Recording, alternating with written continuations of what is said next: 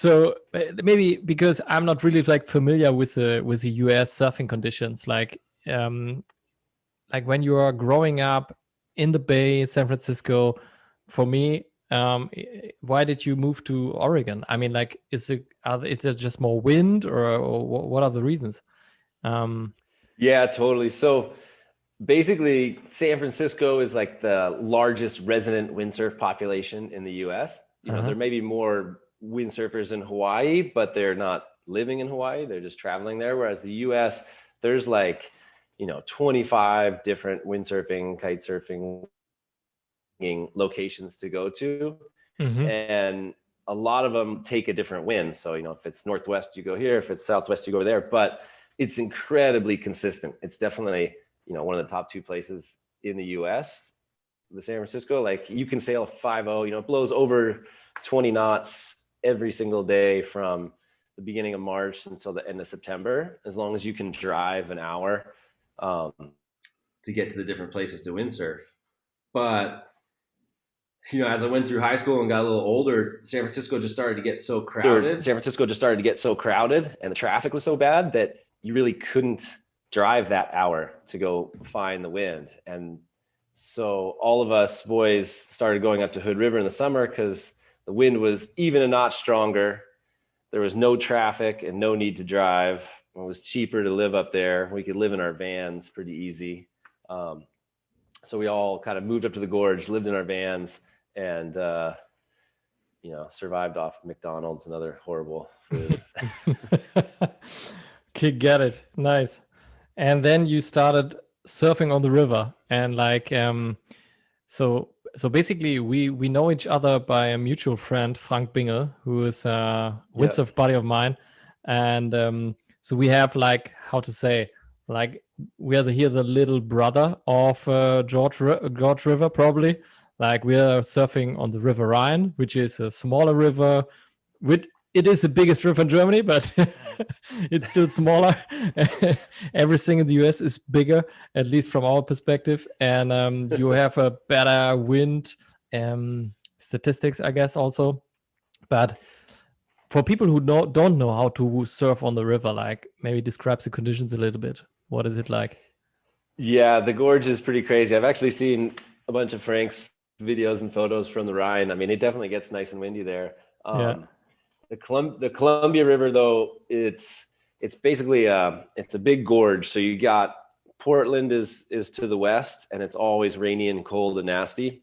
Yeah. And then you basically have this big gorge tunnel with steep walls on both sides, and the other side is just desert. So the desert air rises, that cold, nasty Portland air comes in, and the gorge is just really windy. Like it can be blowing 30 knots at 6 a.m. and it's still blowing 30 knots in the middle of the day. And then it's in the summer there, it's light out to like 10 p.m. So we're constantly, completely exhausted. It's 8 o'clock at night. It's still blowing 4.0. The swell is amazing.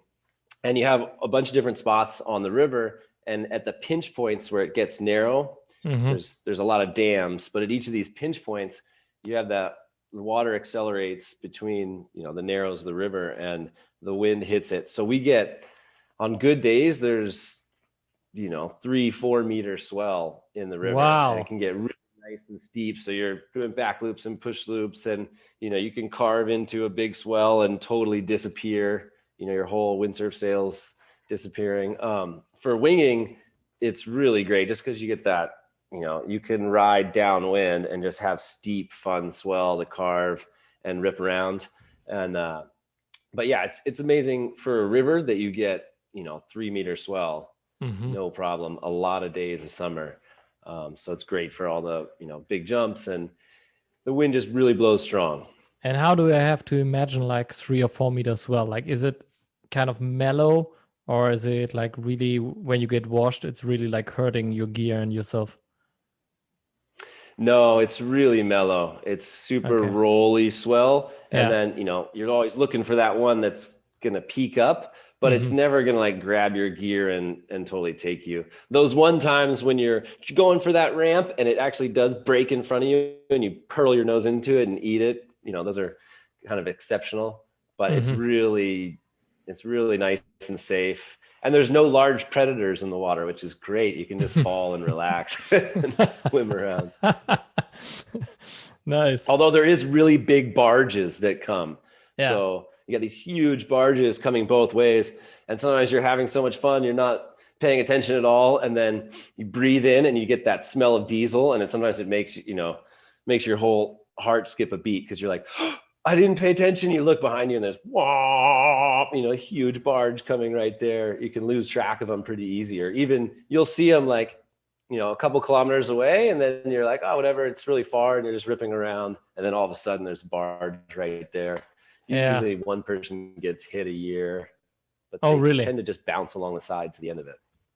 And people do get run over. Yeah. Did you had any restrictions like from the government or from local police or whatever to surf on the river?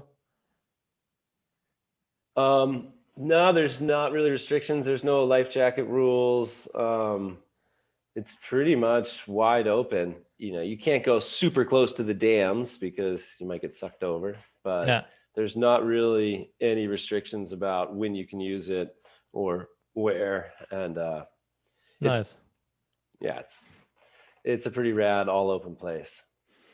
So just talking about like, barges and I was thinking like on our rivers, basically it's the same, I guess. You can see them coming. So if they're coming down the river, we have a pretty strong current. I don't know about the current in Sacramento River. Like how fast is it? Can you give us a hint? In the gorge, in the Columbia River, it's Columbia River, sorry. 6 knots, probably like 6 knots. All Sometimes it'll go a little faster, but usually it's around 6, maybe 7. Got it. Okay.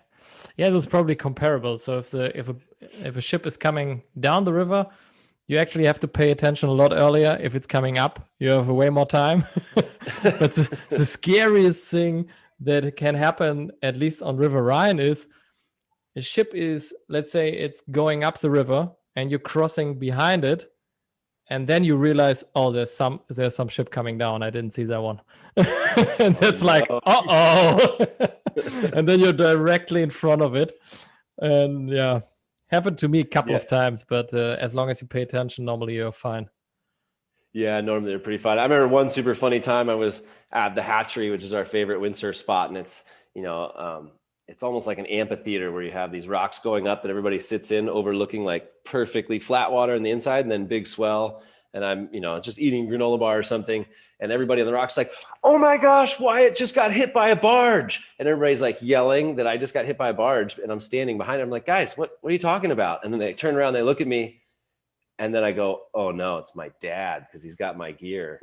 And my dad he's notoriously doesn't pay a ton of attention. And he likes, used to be sponsored by like a underwater earphone company. And so he's always using them. And he was just sailing along and wasn't paying attention at all. And this barge comes, he totally doesn't pay attention. And like it blocks the wind and he falls over and he's like an arm's length away from the barge. And everybody on the rocks is like screaming and that I just got hit by a barge. And anyways, he managed to just kind of swim backwards away from it. And yeah, it didn't get hit, but it was a pretty funny close encounter. That wasn't actually me, but everybody thought it was. Shit. Yeah, it sounds scary. Get down.